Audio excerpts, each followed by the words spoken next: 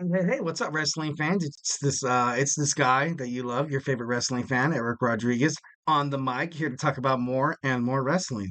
Hope you guys missed me like I missed you. Thank you for tuning in to the GSMC Wrestling Laureate Podcast, brought to you by the GSMC Sports Network. We have a great show for you lined up today. Today we have a little bit of Monday Night Raw review. A lot of stuff happened, so time is against us. But so we have Monday Night Raw. Then we have a WWE NXT preview. Also with with the WWE draft like happening next week. I think like it's pretty fitting to kind of talk about it, seeing like maybe potential draft picks, maybe just like I don't know, just everything surrounding WWE NXT kind of going into its first WWE draft. So pretty exciting stuff. And then also we got our third segment. We're going to talk about Rhea Ripley's injury, kind of more in depth, kind of what it means to WWE, and to kind of cap it all off. We're going to talk about who's going to be her successor. Who's going to win the world's women's championship once when she's on the show for about 2 to 3 months. We're gonna play a little thing called Champ or Chump. All right, but well, before we get started, I just want to remind you guys to use the Tips and Donations link. We get a number of questions from our viewers that come in during the show. So to ensure that your question gets read on air, I ask you to use the Tips and Donations link at the GSMCpodcast.net with your questions. Just put your questions up on top so I can see it, so we can talk about it. Tell me what you like, tell me what you don't like, tell me what you want to further elaborate on, or hey, like tell me what you want a segment to be about, or like a topic. We're all for it here at the GSMC Sports Network. Also, it really helps the show, guys. A nice little positive review. It doesn't have to be positive, I guess. No, I'm just kidding. No, but we love peace, love, and positivity at the GSMC Sports Network. So remember to hit up that once again the link is at GSMCSports.net. Yeah. All right, moving on to our first segment here. We're going to talk about Monday Night Raw. A lot of good stuff happening, and an amazing Monday Night Raw. To be honest, if I have to say so myself, if I do say so myself. Monday Night Raw kind of started. I got my man on the chat right there, Jin freaking Ping. Hello, comrade. Hello, sir. Wrestling fans need to stay together. Let's do it. All right. Starting with Rhea Ripley, looking for, she came out looking heartbroken. Absolutely, she came out frustrated, annoyed, which you can kind of understandably so.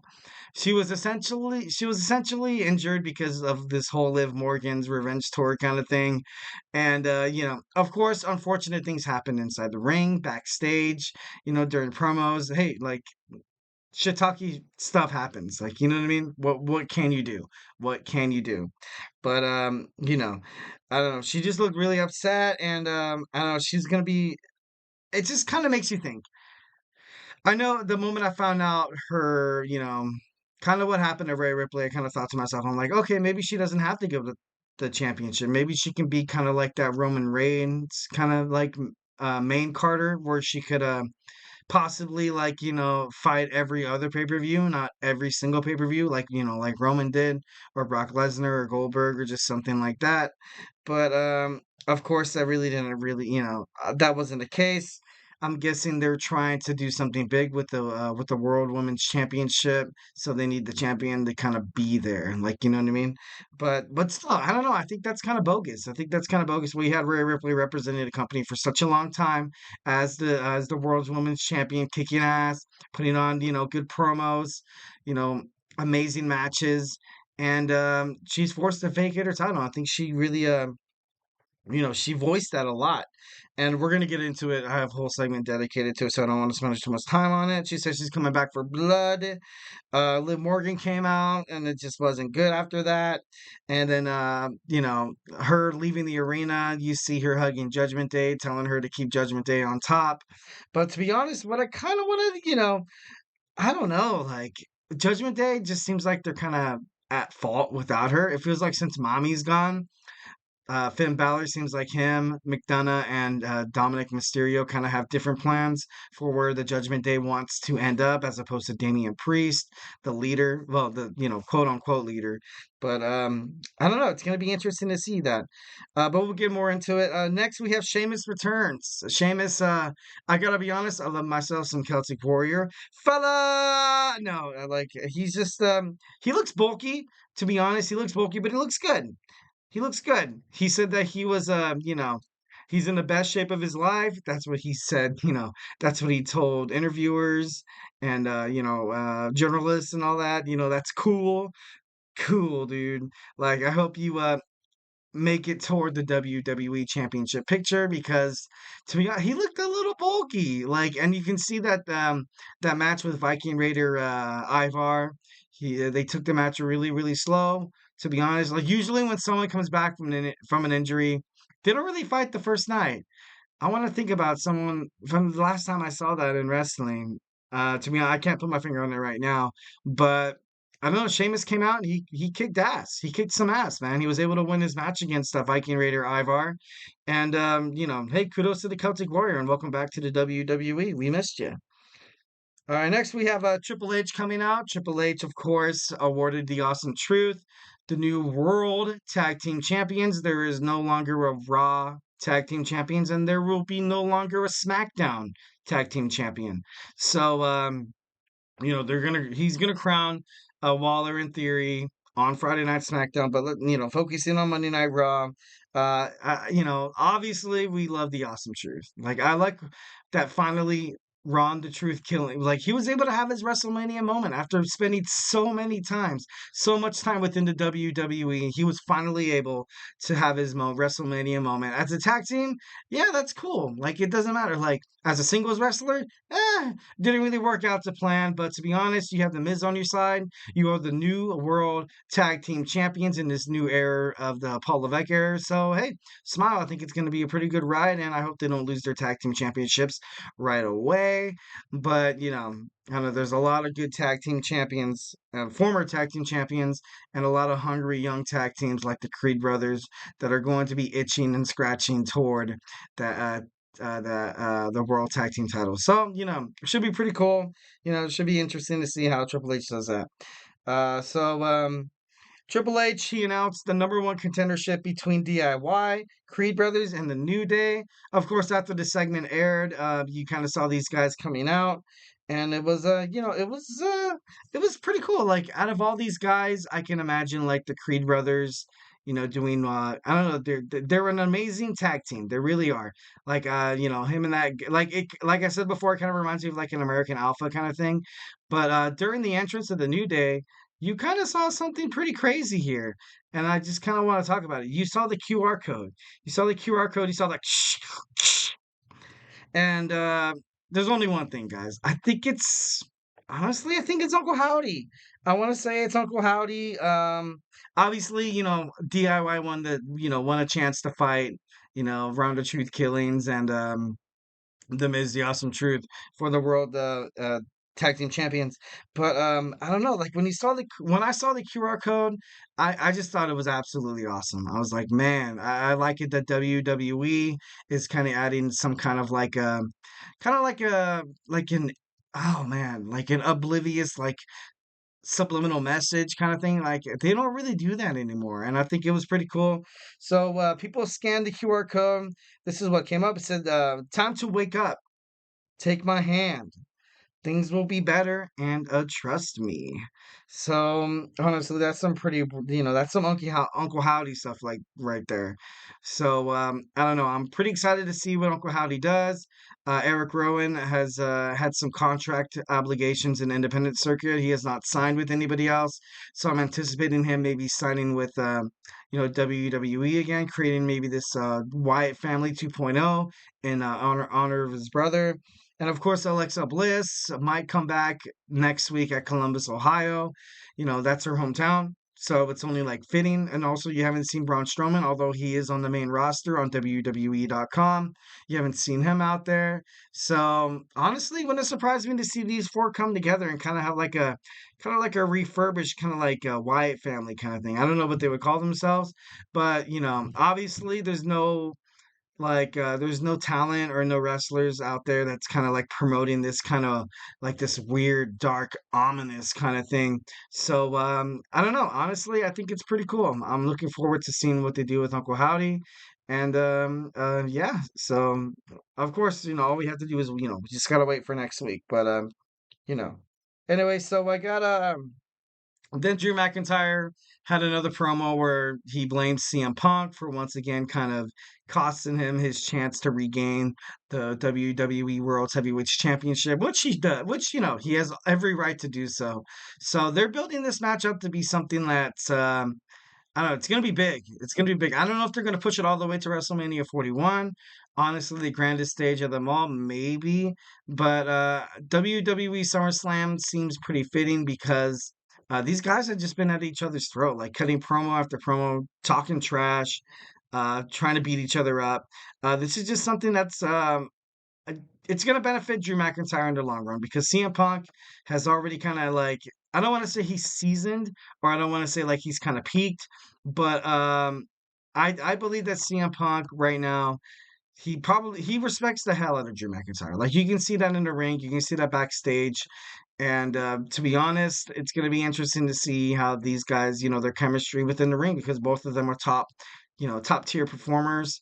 Obviously, CM Punk coming back from an injury. You had Drew McIntyre ultimately regaining his legacy at WrestleMania 41, and then ultimately losing it with a blink of an eye. 5 minutes.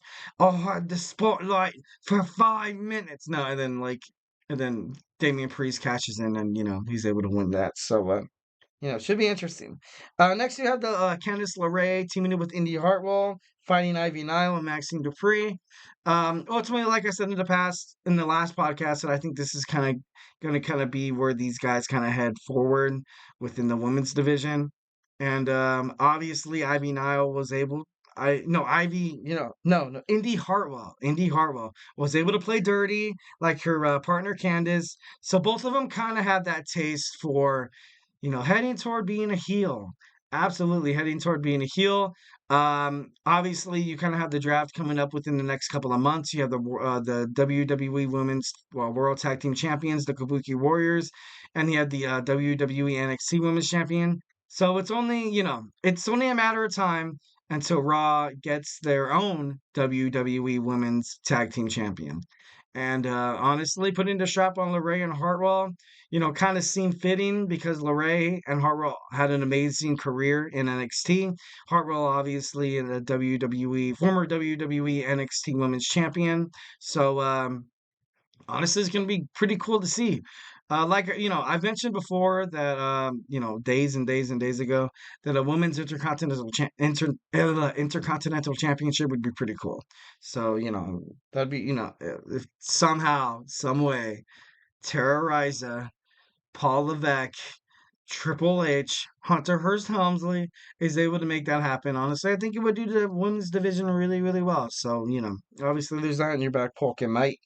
Next, you kind of have Damian Priest, the nice little Damian Priest promo, where he was once homeless in his life. I didn't know that. That's actually pretty cool. Not pretty cool that he's homeless, but pretty cool that he's kind of took nothing and made something out of it. Like, you know what I mean? Sometimes people take that kind of lifestyle and they're like, hey, like, this is what God dealt me. I'm just content with it or complacent, whatever you want to use. But to be honest, Damian Priest isn't like that. He's the first ever Puerto Rican to hold a WWE championship, which is pretty cool. You can tell from like his promos. You can tell from like a lot of stuff he does backstage or off WWE. He kind of represents the Latin American community pretty well. And honestly, as much as he tries to be a heel, his persona, his aura just screams babyface. It really does. It really does. And honestly, I think they're heading for a nice little babyface turn for Damian Priest. Honestly, me myself, I would absolutely love that because Damian Priest, I was a huge fan of his when he was the bow and arrow, representing his people, Native American and stuff like that. So I think he's I don't know, I think he's kind of heading toward the face of the WWE as the WWE World's Heavyweight Champion. Um, Obviously he's gonna face Jey Uso at Backlash, so that match is highly anticipated, and I think it's gonna be super super cool. I also kind of noticed something as well. Since Damian Priest is a diehard New York Yankees fan, his favorite player is Aaron Judge in right field. I just think it's kind of fitting that it's like the Judgment Day, and then they use the "All Rise." That's kind of what Yankees fans say once when Aaron Judge comes up to the plate, and he's kind of able to implement that into his creativity, into his persona in WWE is fantastic. Fantastic. Well done, mate. Well done. So I think that was pretty cool. Next, you had the backstage promo where he told Finn Balor that he has to fight Jey Uso to teach Jey Uso a lesson to kind of soften him up for Backlash. And the way that Finn Balor kind of looked at Damian Priest and kind of like his whole aura, like it just seems so negative. Like I don't think that Finn Balor wants to kind of be this backstage or like this backseat driver to the Judgment Day. I think he ultimately wants to take over Damian Priest's spot. I think that he doesn't want to be the wingman anymore. He's more of like a shot caller, which is kind of shocking, which is the reason why I'm kind of like the reason why Finn Balor, I want to see him in like a singles wrestling competition is because I don't see him as this tag team kind of guy. Like he even said to Damian Priest, "Hey, I thought we were going to go back after our tag team titles," and honestly, Damian Priest was like, "Look, like we gotta focus on Jey Uso." Honestly, I really don't think Damian Priest should go back to the tag team division. So I don't know. I think you have Trouble in Paradise. Should be interesting within the next couple of weeks what they decide to do with the Judgment Day since Mommy's gone. Maybe Rhea Ripley was the glue that was holding it all together. Who knows? But all right. Next you have Piper Niven and Chelsea Green against Kaden Carter and Katana Chance. Ultimately, surprisingly, Niven and Green got the W. So they did what it took to win, and they won it pretty convincing. It was pretty fast too. And then Michael Cole was like, Chelsea Green is begging Ava to get me out of here, get me out of here. I want to go back to NXT. So can Chelsea Green hold the WWE NXT Women's Championship division based on her attitude, her personality, and she's not bad as a WWE in-ring performer. So honestly, it's possible that maybe they're grooming Chelsea Green to be drafted to the NXT and to ultimately hold down the strap. So who knows? Good for Chelsea Green. That's cool. Next, you had Cody Rhodes come out. Cody Rhodes kind of kept it short. He was just basically talking about The Rock, kind of keeping these fans hooked for The Rock, which makes me think that maybe The Rock might make a comeback at SummerSlam and challenge Cody Rhodes. But he said The Rock doesn't have one match left in him. He has multiple matches left inside, The Rock's legacy to come back and the rule ass boots the asses, baby. No, honestly, I thought it was a pretty good promo. I thought it was a pretty good promo. You kind of left it out there that The Rock is going to come back. The Rock is going to come back because back in WWE history, when The Rock said he was coming back, guess what? He never came back. Like he went out for milk and never came back. No, I'm just kidding. But I don't know. As a WWE fan, that's kind of exciting, especially since he's a chairman on the board of at TKO. That's pretty exciting stuff to see that The Rock's gonna come back. The final boss is gonna come back and make Cody Rhodes bleed once again.